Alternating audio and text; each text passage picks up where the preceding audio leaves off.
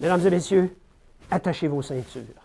Maintenant, place pour des reportages sur des chapeaux de roue qui vont vous décrire les contributions exceptionnelles de chefs de file qui ont influencé notre industrie automobile. Allons-y avec un premier bâtisseur. La pédale au plancher. Yes!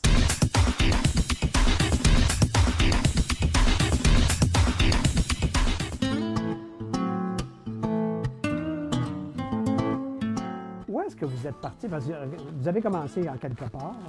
C'est quoi les débuts de M. Delvasto? Les débuts, c'était... je suis arrivé au Canada, j'avais 12 ans. J'étais à l'école. Pendant que j'allais à l'école, j'ai fréquenté l'école des métiers de Montréal pour apprendre la mécanique au cours de soir, pendant que j'allais à l'école de jour.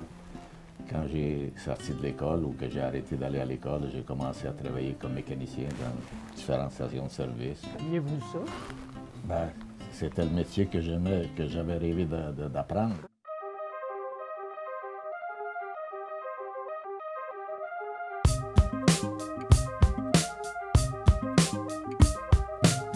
John est un homme déterminé.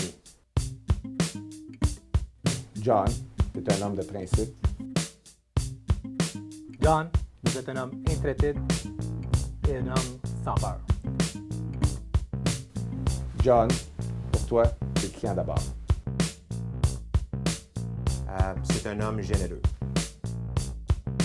Sa passion, son intelligence, son esprit de vouloir toujours nous servir loin est très inspirant.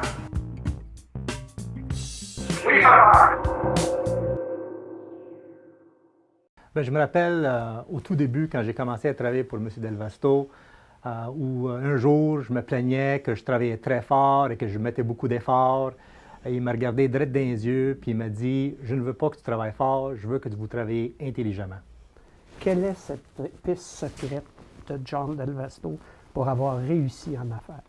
Comment je peux dire ça? D'avoir pris en main l'industrie, puis d'avoir innové avec la technologie, puis avec les nouvelles façons de faire les choses, puis d'essayer d'être le plus efficace possible pour être capable de donner les meilleurs prix possibles pour que nos clients, comme je vous ai déjà mentionné auparavant, soient très, très compétitifs au niveau du marché, puis vis-à-vis de notre compétition.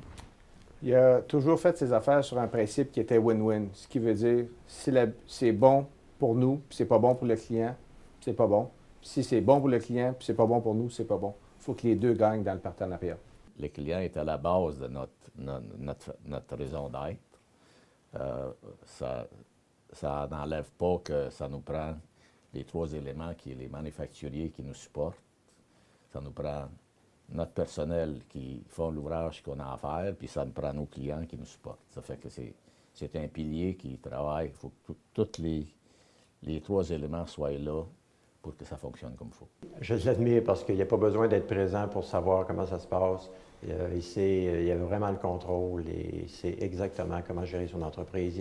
Il a mis des gens autour de lui qui pensent de la même façon que lui aussi. Vous avez plusieurs entrepôts. Vous n'êtes pas contenté d'eux? On a 4, mais probablement que ça ne sera pas arrêté là parce qu'on va en avoir 5. On a déjà un d'annoncer qu'on rouvre à London, en Ontario. Ça fait que ça va faire le 5e.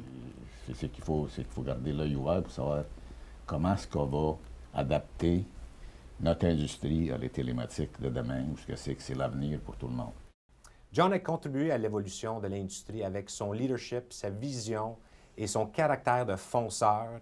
Il a bâti quelque chose d'exceptionnel dans l'Est du Canada. Ouais. J'ai déjà entendu quelqu'un décrire John comme étant un individu, un homme d'affaires qui avait des couilles de métal. Si vous aviez quelque chose à leur dire, que leur diriez-vous en terminant? Merci d'être venu à cette soirée de gala. Et puis, je tiens à féliciter mes deux nominés qui sont avec moi ce soir ici dans la salle. Et merci à ma famille d'être là. Merci à mon épouse.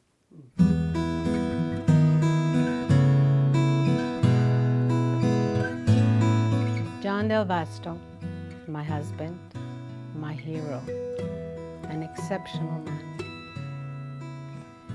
His passion for life, his determination, his willpower, and his hard work are the foundations to his success.